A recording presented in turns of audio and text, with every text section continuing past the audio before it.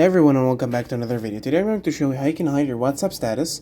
Basically what I mean by WhatsApp status is how you can just hide being online, how you can hide being last seen, and all this kind of stuff. So basically you're going to open WhatsApp.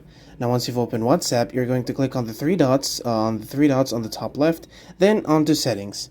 Once you click onto settings, you're going to go onto privacy.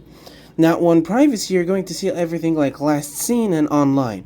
Okay, who can see my last scene? You can actually make it nobody. You can actually make it specific people who see your last scene or not, or you can just make it everyone who can see when you were last online on WhatsApp.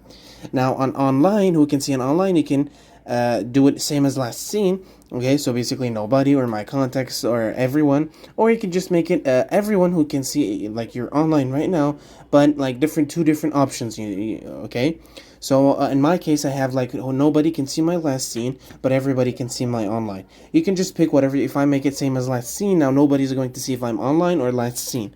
If I make it my contacts except, I can specify specific contacts that are not going to see me when I'm online.